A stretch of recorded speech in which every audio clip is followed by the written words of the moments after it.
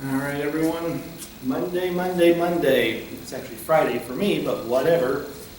So, 5 more classes to go. And for various reasons, given that this is the holiday week, I know that it's actually illegal for anyone to go home. It's actually true. I thought I'd try to make this week a little bit more easy and fun.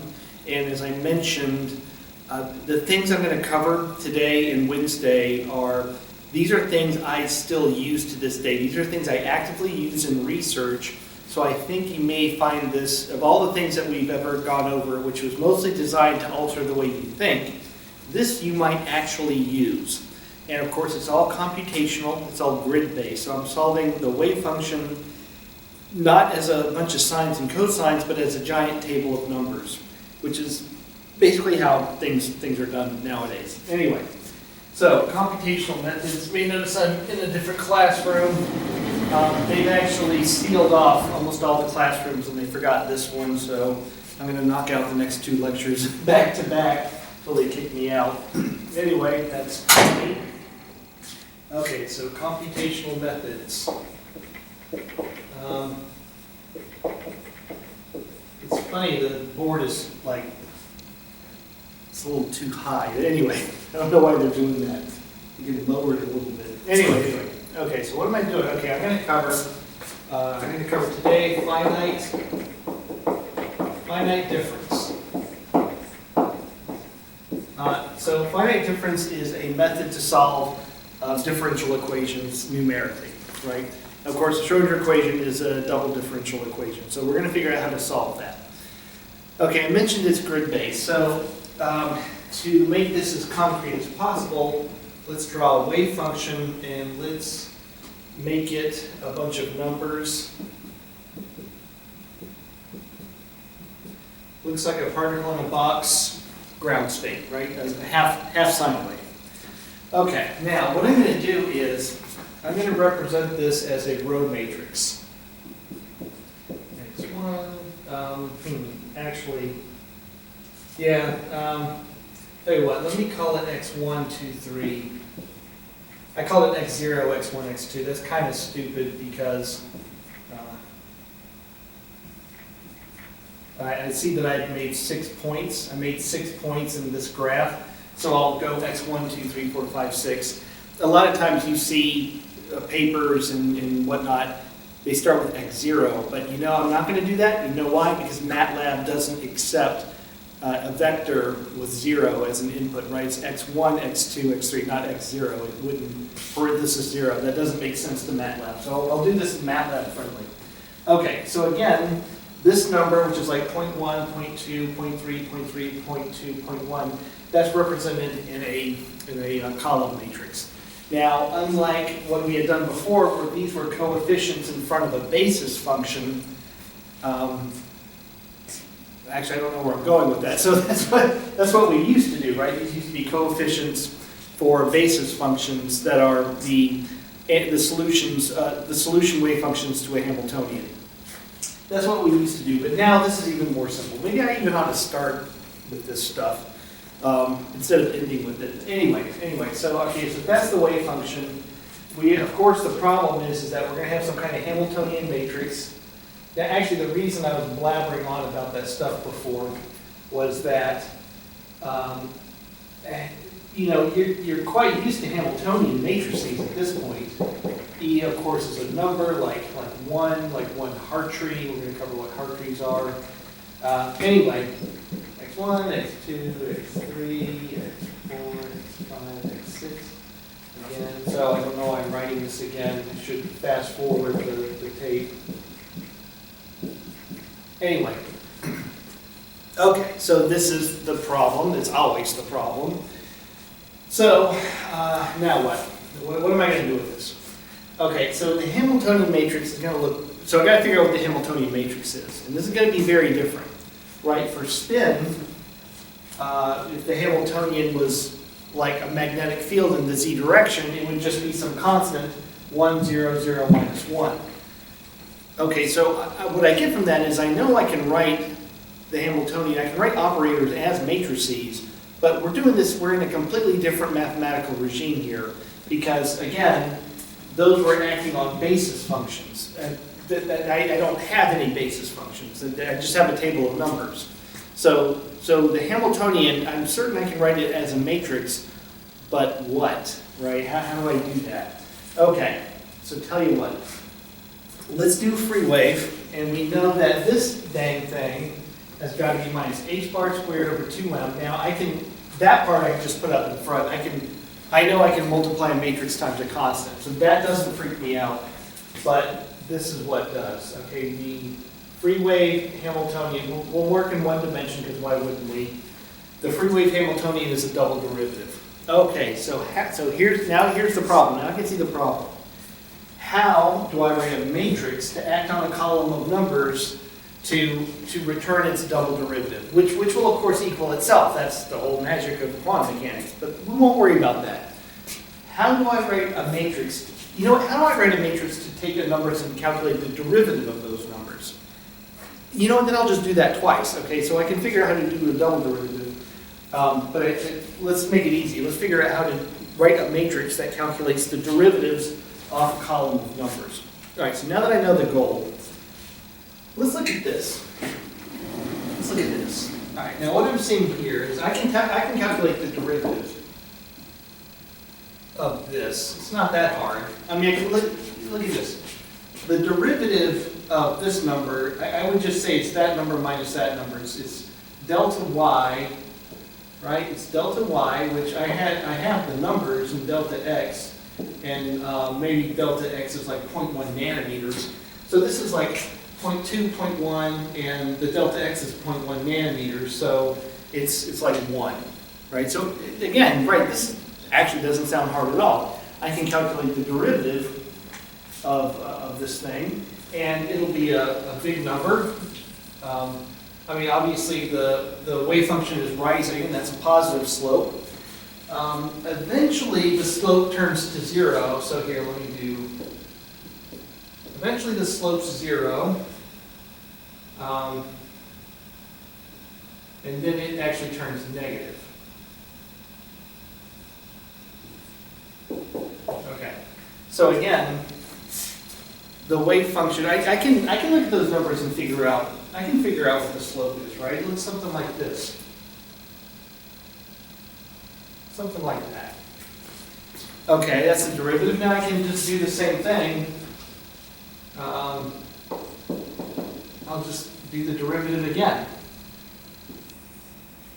Okay. The number in front, the number behind, that's negative. So that is, let me cheat. Actually, no, it looks like it starts out negative, but not very negative.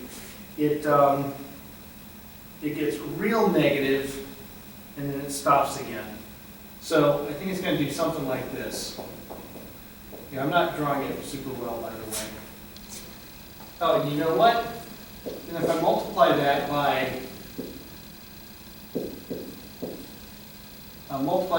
minus h bar squared over 2m, you know what that's going to do?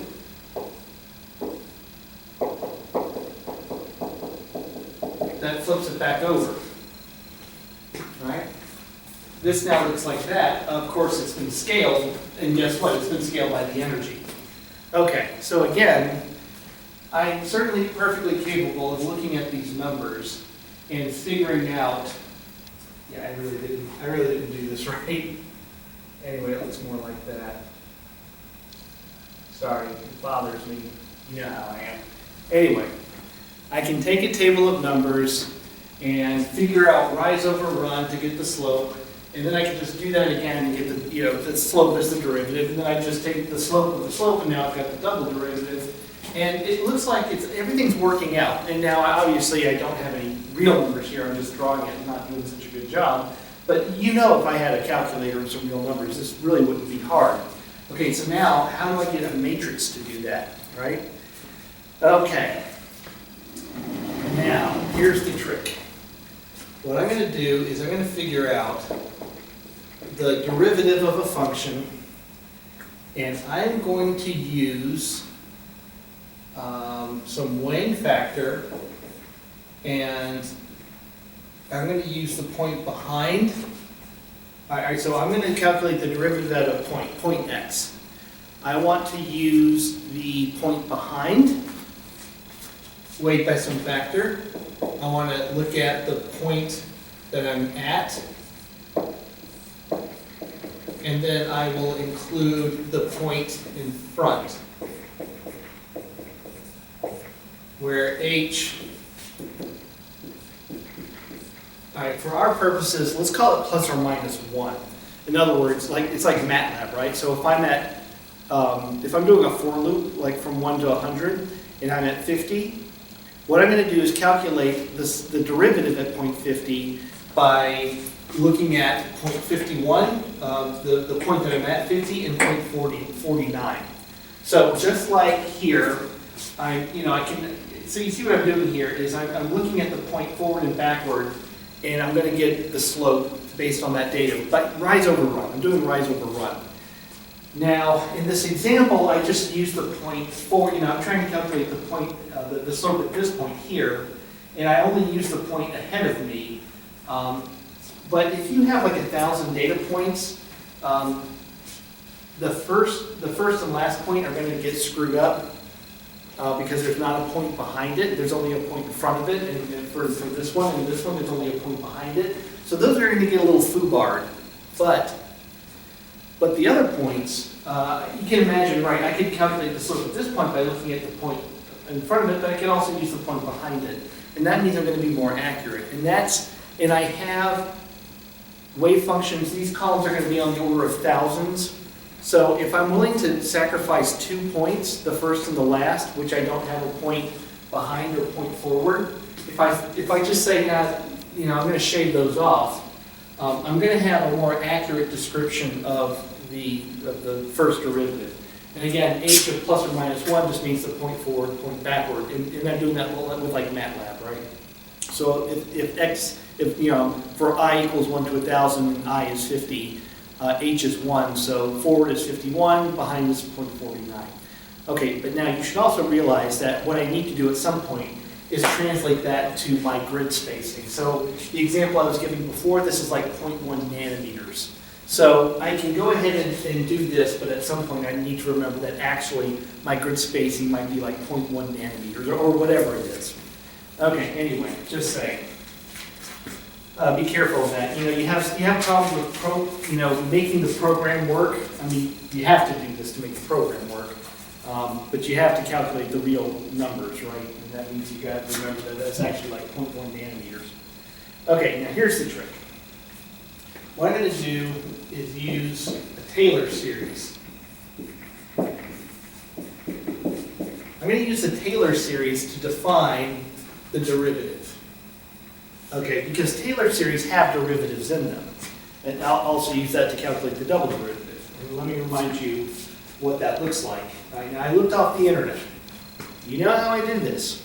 I look off the internet because that's what you look off of. But I got to make it work. And that is a PhD level skill. Okay, here's what I find. So Taylor series about point A. And I found this on every website I looked. You've got f of a plus x, I'll call it x prime. So I'll call this x prime for reasons you'll see in a minute.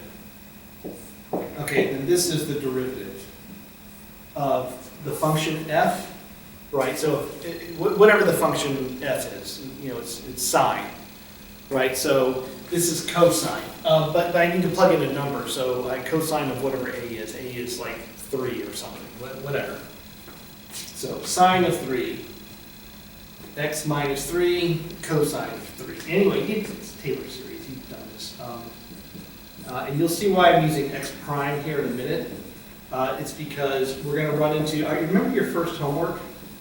Remember your first homework where I had you solve a delta function using identity, and it got really confusing, like how to correlate an identity's lambda with x, and all that stuff. So we run into that problem here. This is why I'm using a little x dash. All right, anyway. Okay, so now what I'm going to do is I'm going to apply this to this term. I'm going to apply it to the first term. This is called a stencil, by the way. Anyway, so apply. Now, notice that I'm not calling it x prime, I'm calling it x, right? So I was actually really, this took me a while to get this right. You remember your homework. You remember how painful your homework was. Let's call that x prime. So x plus h is now x prime. And we're going to go about point x, which is A, right? So wherever I see an x prime, I'm going to write x plus h, and wherever there's an x, it's wherever there's an a in this form, in the Taylor series formula, it's now x.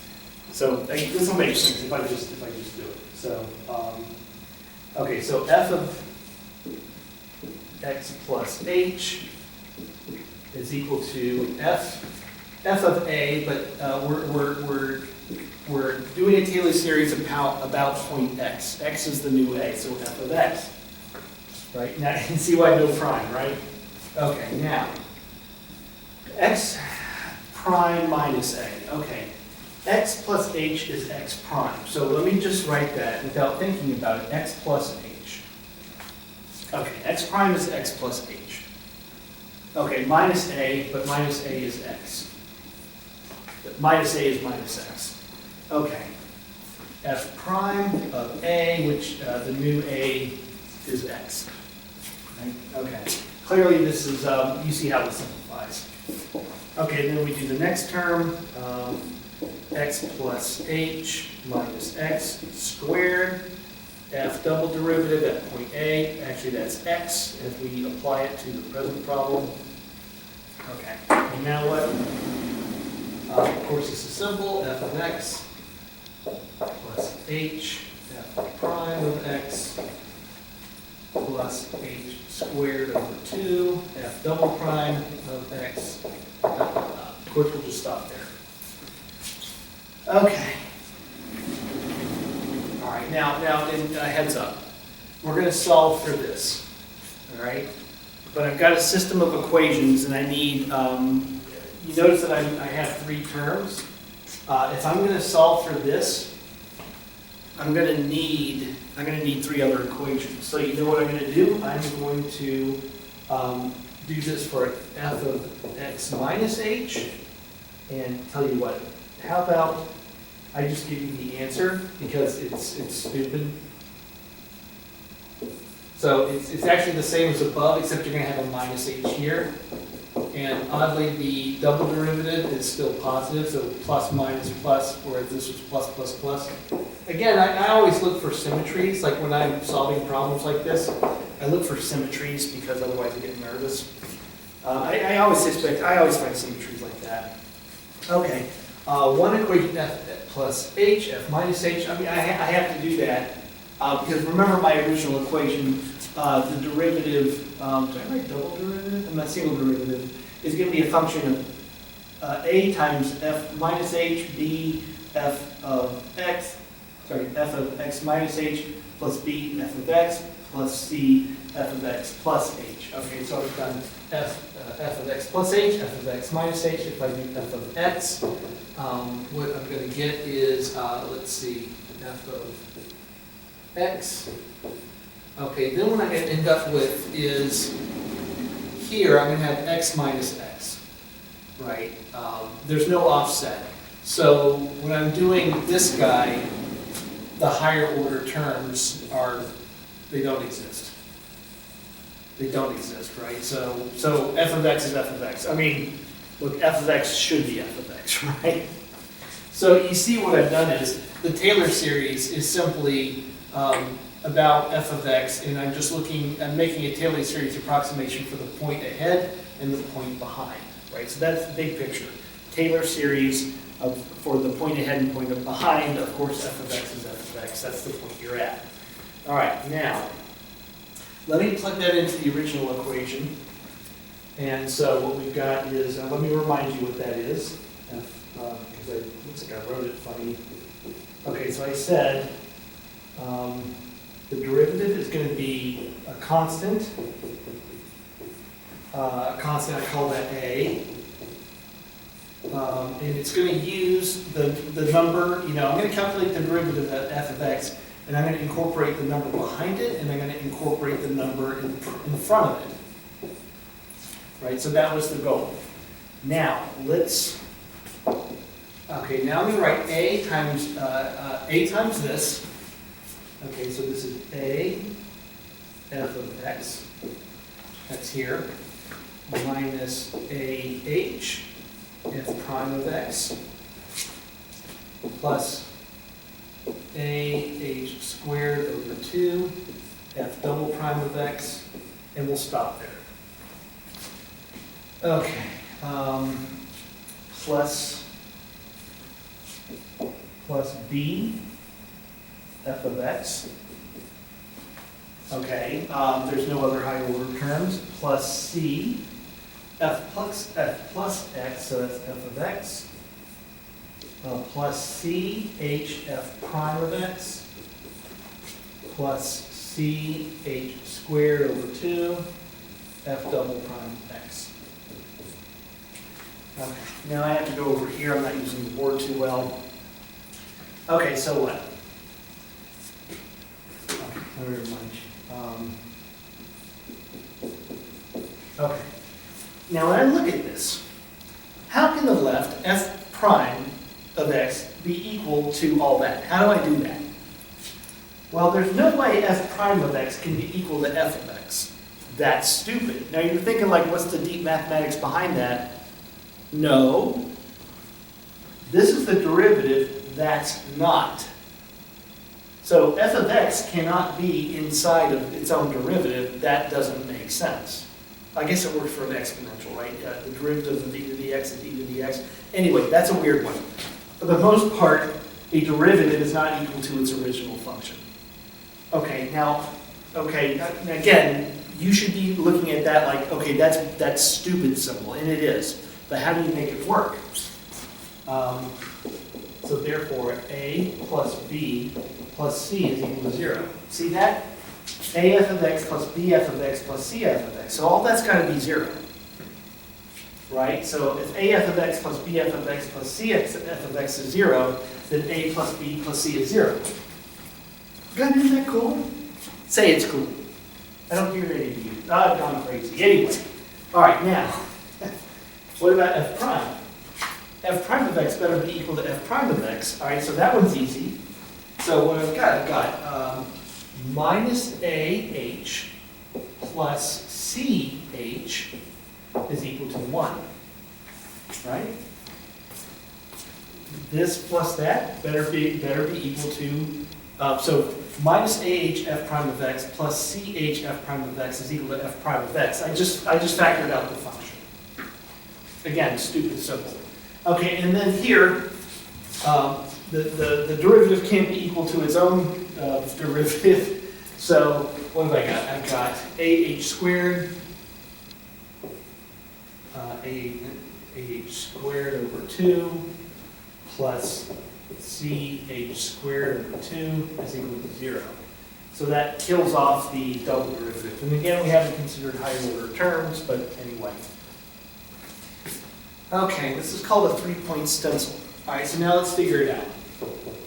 Okay, this is an easy one to work with. What I'm seeing from here is you can factor h squared out of h squared over 2 out, and so you've got a is equal to minus c. Right? I mean, just look at it. It's easy. Okay, if a is equal to minus c, I'm going up here, and now I got b at 0. Right? A plus b minus a is 0. That's b is equal to, that literally is b equals to 0. Okay, last bit. Okay, I've got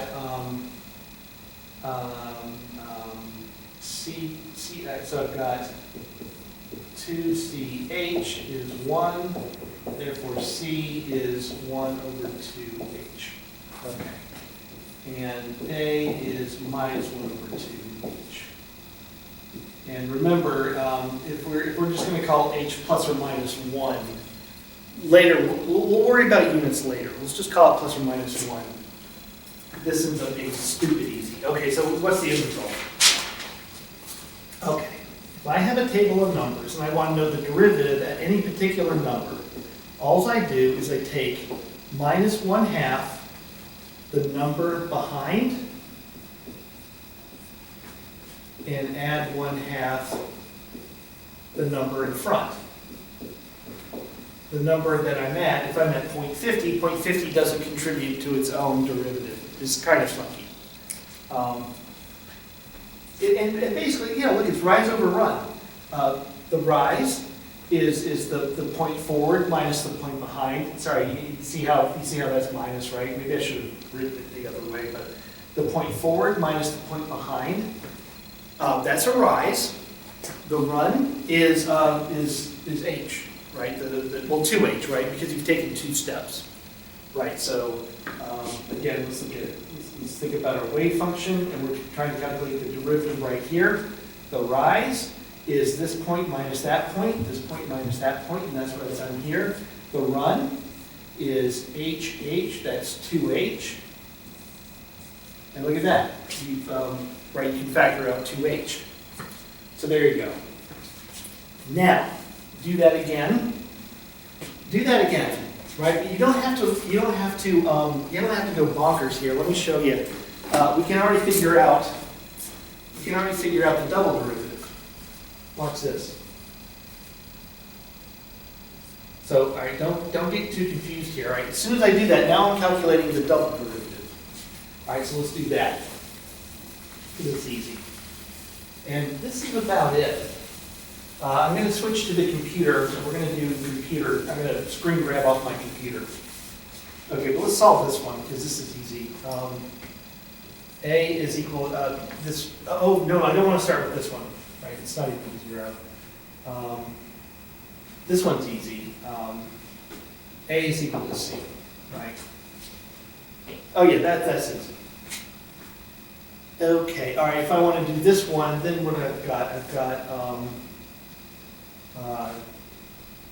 CH squared is equal to 1. Therefore, C is 1 over H squared. And therefore, A is 1 over H squared. Okay, now 2 over H squared plus B is 0. B is minus 2 over H squared. Okay, so the double derivative at a point is equal to the point behind over H squared minus, now we're saying this thing contributes to its own double derivative, and then it's symmetric as well, which kind of makes sense. There we go. I hope that 2 maybe that 2 isn't perfect. It needs to be perfect. There. Oh, that's not perfect either. Oh, and now I'm marking it up too much. Anyway, okay, that's as good as I can get it. Okay, so now what these are the 3-point stencils for double derivative, and I just did the single derivative a minute ago.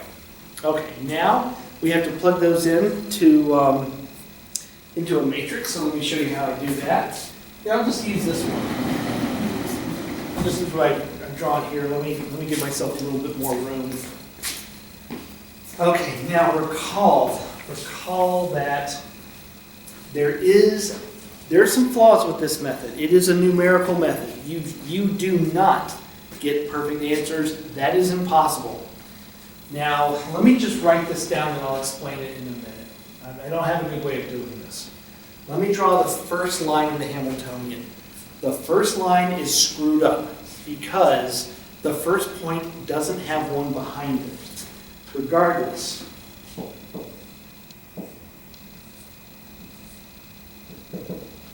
okay. Now let's just forget that. Let me do the second point. 1 minus 2, 1, 0, 4. There'd be 1, 2. I should have 2 more zeros. Okay, then the next point is 0, 1, minus 2, 1, dot, dot. And there you go. So what you do is you have this like little staircase of 1 minus 2, 1. Take a step, 1 minus 2, 1 minus 2, 1. Take a step down, 1 minus 2, 1. Take a step down and forward, 1 minus 2, 1. Right, so you can imagine, I can get a computer to calculate that, to do some kind of like for loop. It's not hard. Actually, it looks like it looks a little painful, but I'm certain it can be done. So I don't have to like type, I don't have to type all this into a computer, especially because you're going to want to run 1,000 of them.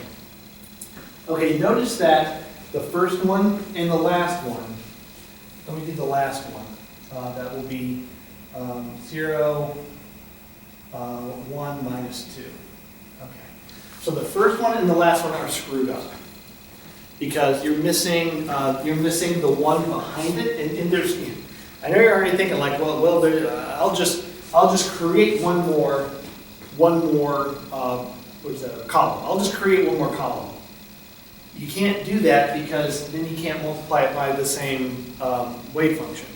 You would have to have a point before x1. There's no solution to this. So this derivative, this is a double derivative. The double derivative at this point, so you're going to operate on this point and get the double derivative here times the constant. Anyway, that number is screwed up. You can't trust it. Okay, the last point will not be, the double derivative at the last point is also not calculated correctly. That number is screwed up. So when you plot the wave function, when you're doing your analysis for your research, and you solve a wave function this way, don't plot the first or last number. Throw them out. Now there's even more nuances to this. And see, this is why you have to really know this stuff. Unfortunately, no matter how well our computer programs work and how much software is available, there are some things that can never be trusted in terms of just having, buying the Finite Difference program. I'm very wary of ever doing that stuff because there's problems like this built into the software. They won't tell you that. There's problems that are inherent. And the software doesn't have any way to fix it. It just kind of hopes that you don't notice. So again, when we work on this, I'm going to show you all the problems and pitfalls you're going to run into doing this. Okay. Now here's the thing. Now you can imagine that you have the matrix, and now you just got to start coming up with a wave function, and maybe you can just do some kind of search algorithm to change the wave function until this times that is equal to itself. Just tell the computer to vary x1 with respect to x2 with respect to x3. Problem is that will take forever. Even with just 6 points, that would take several hours. Seriously, it really would. Okay, but it turns out, as you should very well know, that the Hamiltonian matrix is all you need, right? Whenever we're solving a quantum mechanical problem, all you need is the Hamiltonian. What do you calculate? Usually the energies, and then you can calculate the wave functions next. That's usually how it goes. Okay, so I only need the Hamiltonian to calculate the wave function. Now you do that in MATLAB. Now recall that the way that works, in case you forgot already, which would be horrifying, is the determinant of h minus I is the identity, times the, remember we're using matrix, when you talk about eigenvalues in matrices, you use lambda and not omega like I usually use. So h minus the identity times the eigenvalues is equal to 0. The idea is that there's only solution, that the math theorem says this will only work if this is true, but the damnedest thing is this ends up being how to solve it. I mean, it's kind of weird how you hijack that. And you have h, I is just, diagonal sets of ones, so you know what I is. Lambda is the only thing you don't know. So this damn thing calculates lambda. Now if you got lambda, then you got the wave function. And the way you do this in MATLAB is called eigs. And then you plug in, you say eigs, parenthesis h has been defined this way, and it returns the eigenvalues and the wave function. So it's incredibly easy. Except it actually can be kind of difficult. The reason is there are errors. All right? There's errors like this one, and that's kind of a big one, that the front and the back numbers are never really quite right. The other error is the fact that you've discretized space, right? Now you can imagine trying to make the H, right? H was 1. Actually, let's make it like 0.01 nanometers. Make it small. Of course, then you have to have more numbers in the wave function. Anyway, there's lots of approximations. They can add up to cause eigs to give you junk. And you have to learn to recognize when eigs is giving you junk. It's real easy to spot. I will intentionally parameterize this badly and trick eigs into giving me junk. Actually, it's really hard to get it to give me a good number. It's really hard to get it to give me good results. That sucks. But when it works, it's publishable. And we know what the value of a paper is, right? So we're going to do all this, and I'm going to show you how to work with that, massage that, such that those approximations don't lose control. Okay, last bit is I don't want to plug in a bunch of constants. Now, because, as I mentioned, eigs in MATLAB is incredibly temperamental. It's obscenely temperamental. I don't want to get stuck on constants. I don't want to just forget a constant, which will just screw up everything. Even if eigs works properly, if I'm missing a constant, I just screwed up. Number 2, H bar is every freaking where. It's like fleas. If I could just make H bar 1, if I remember to put it there or not, it doesn't matter. Okay, so I told you about this before. There's this thing called atomic units. Atomic units. Okay, now atomic units are the most brilliant thing ever corrected. I really hope you all will apply some of the things I showed you, because why wouldn't I? And anything you learn, you want to apply it, because you're just that much richer for it. To do this, though, to make this work without going nuts, you need to use atomic units. I'm sorry, it's a damn thing. About to run out of power, so let me switch the battery, and I'll continue with atomic units. I'm almost done. This is bad timing. Sorry about this. I keep multiple batteries with me at all times. All right, sorry about that. The camera really, 8 years old now. It's on its last leg, and that's a heck of a good camera. Anyway, okay, so atomic units. What is atomic units? Make H bar equal to 1. Oh, thank God. Oh man, does that simplify everything? While I'm at it, let's make the mass of an electron 1. Let's make the length A naught, which is a Bohr. And you know that a Bohr is what is it? 0.52 angstroms, 0.052 nanometers. Let's see, what else have I got? Oh, let's make E, which is a charge of an electron, make that 1. Or minus 1. Anyway, no, the charge of an electron, and then the electron's charge is minus that number. Anyway, remember it's like 1 to the minus 19 coulombs. It's now just the number 1. It still has units of coulombs. And while I'm there, why don't I make this 1 over 4 pi E naught, the permeativity of free space? Let's make that 1. Cool, right? Okay, if that's the case, watch this. Hamiltonian now, which of course is minus h bar squared over 2m. Let's do an electron, me, del squared, double derivative of x. Let's say that there's some electrostatic something going on. And of course Coulomb's law is 1 over r. Okay, check this.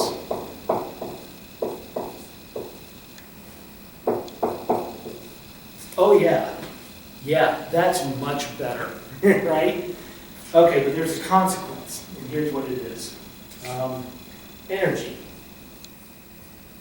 Now, when you set up the matrix, and you say eigs matrix, it's going to return the eigenvalue. Those are energies. but what kind of energies are they? Okay, so let's take h bar squared over something you're kind of familiar with. Mass of an electron and the Bohr squared, right? That's like related to the energy of a hydrogen atom. I don't think it is the energy of a hydrogen atom, but anyway. And we are going to make that 4.3. So I know what h bar squared is. I know what the mass of an electron is, 9.2 to the minus 31 kilograms. Something like that. So you get this number of joules. Okay, but now all of this is 1. H bar is 1, so 1 squared is 1. Mass of electron 1, Bohr is 1. So 1 squared over 1 divided by 1 squared is 1. But 1 is not 4 times 10 to the minus 18. So that means it's just a new unit. It is a Hartree. Okay, so we're going to set up the Hamiltonian matrix. We're going to ask for the eigenvalues. It's going to spit out like 0.05. That's 0.05 Hartrees. Multiply it by that number, now you got it in joules. Multiply that by Avogadro's number, or divide by Avogadro's number, you got joules. Multiply by Avogadro's number, you got joules per mole. Right, so there you go. Divide by 1,000, it's kilojoules per mole. I'm on a roll. So that's how you do that. Now, what's going to be important in the next lecture is time. Time is also altered. So everything is kind of normal, except energy. It's just a different unit. Actually, I'm like really used to Hartrees at this point. I'm like more used to that than I am joules. So like joules are weird to me now. Okay, time. Now the way I'm coming up with this stuff, like how did I know to use that? Because these are the numbers that are 1, and h bar over m l squared.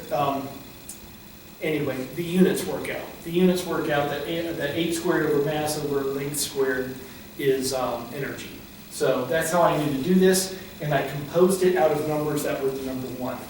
Okay, so I want to define time. Okay, now I want to use these things to compose time. Well, the easiest one is h bar, which is energy per unit time, over a Hartree. Okay. So again, Hartree is 1, h bar is 1. That's an energy per unit time, and that's energy. So I end up with time. Okay, now, if I plug in h bar divided by 4.36 times 10 to the minus 18 joules, what you get is a really crazy number, 2.42 times 10 to the minus 17 seconds. Okay, so if I am doing a simulation in time, which I will be doing Wednesday, every time step, 1 unit of time is that number of seconds. So it's one atomic, let's call it one atomic second. Right? So 1 atomic second is that much of real time, time as we know it. Okay, now what's kind of cool about this is electrons, I'm designing this for electrons because I've set the mass of an electron 1. Electrons live on a Bohr length scale, like the hydrogen atom. The electron is 1 Bohr from the nucleus on average. I've set the charge of an electron to 1, and that which multiplies the charge of an electron to 1. This is describing electrons. So therefore, if I was an electron, that's my second. That's what I would perceive as a second. So now you get some kind of intuition on how fast things move. How fast do electrons move? Remember, a femtosecond is 10 to the minus 15. So this is 100 times faster than a femtosecond. When you're doing molecular dynamics simulation, you're usually doing 2 or 3 femtosecond timescales. And that means that you are not simulating electron motion, because electron motion is 100 times faster than that, 200 times faster than that. So anyway, that's not like a lesson. It's just that when I'm like in talks, and I see somebody say, oh, I've used a 2 femtosecond timescale, I know that they're talking about the atoms moving, not the electrons in the atoms moving, because of what I just said. I would just know intuitively that that's just not possible.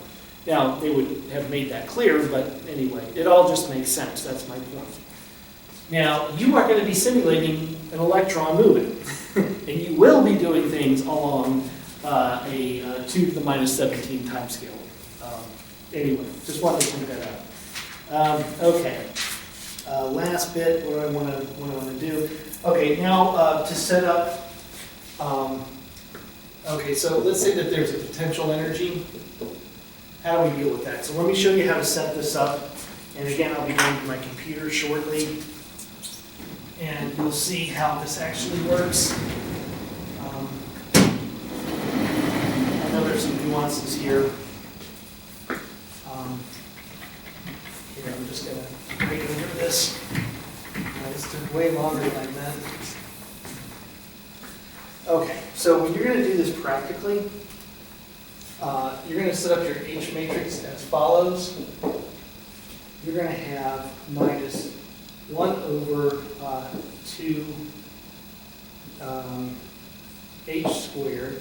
Okay, so H, remember, that is the step. That is the grid spacing in real space. So you're going to define a electron's wave function in, let's say, steps of 0.1 Bohrs, something like that. Remember, we can't be using NMEs. We actually have to use Bohrs. So we're going to define it in like 0.1 Bohrs. So H is the step. It's not Planck's constant. I'm just using H because that's traditionally what's done.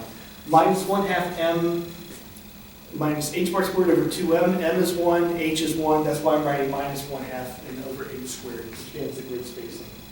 Okay, minus 2, 1, 0, 0. 1 minus 2, 1, 0. 0, 1 minus 2, 1. Okay, on and on and on. Now, create the potential matrix. And that might look something like this, right? We're going to solve the harmonic oscillator. So, well, and we'll have like 1,000 points, but you get my point. We'll have 1,000 points that describe a harmonic oscillator. So that will be diagonal. And let me just write out some terms.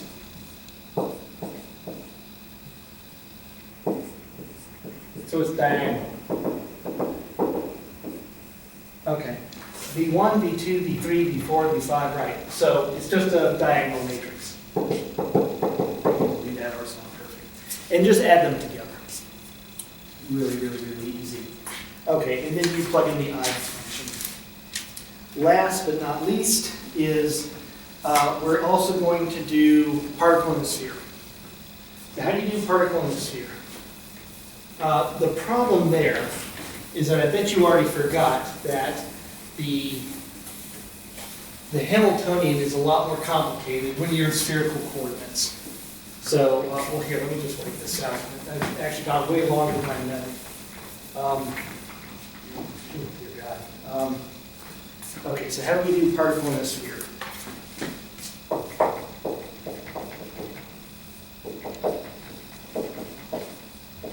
Okay, there is, now you may recall that there's actually several ways to write kinetic energy using product rules. We covered this when we started this class, we talked about this. So let's solve the L equals 0, Hamiltonian. Remember, L is part of the Hamiltonian.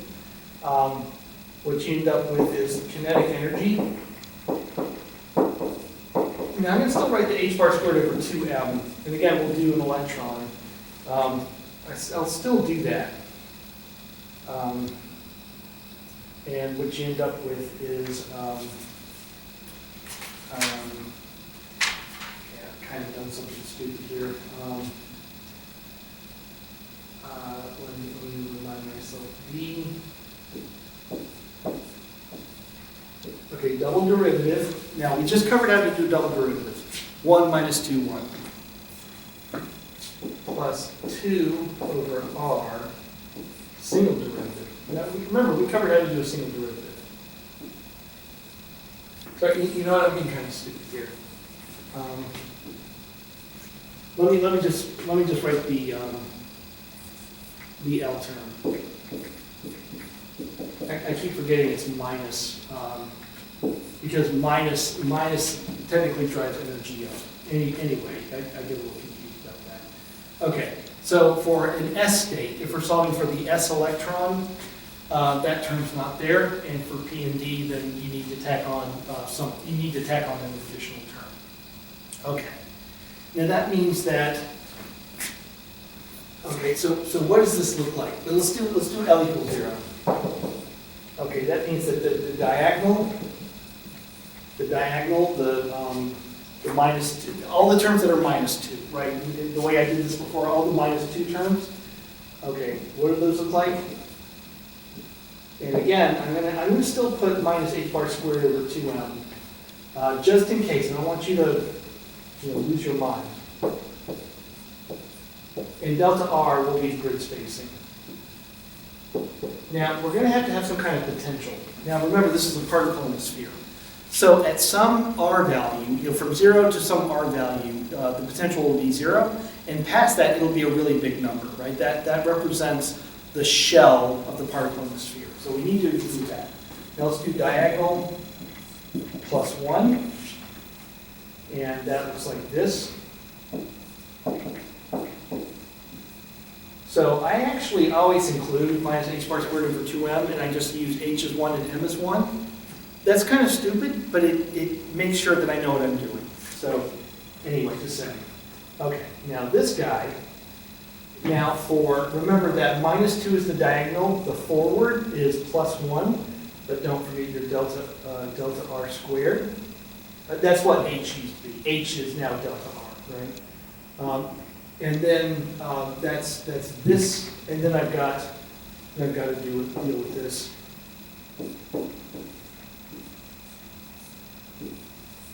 Okay, that's diagonal plus 1, diagonal minus 1. Now, remember it's 1 minus 2, 1. So the backward is still a 1 over delta r squared, but for the derivative, the forward is plus and the backward is minus. So minus 2 over r, 2 delta r. All right. Anyway, all right, so what I have to do is I have to write a matrix this way. I notice that the potential is not off diagonal. That inherently doesn't make sense. The potential is diagonal. Anyway, so that goes there. And you're going to see me code this up for about 1,000 points. And then I'm going to use i's to calculate the states, the energies, and wave functions of a particle in a sphere. And on your final exam, I'll have you do core shell particles, which is something that is still published to this day. Not articles on how to do it, because I'm showing you this in a classroom that's not acceptable for publication. But I'll tell you a little bit more about what I did recently that was just published in nanoscale, where I did do these types of calculations. And of course, the model was way more complex. It's not acceptable to modern publication standards. But anyway, so again, I think this might actually be useful to you. This is why I wanted to show you this. So anyway, I've gone way over time, so this lecture might be a little bit on the long side. And then we're going to do it again on Wednesday, and I will see you on Wednesday.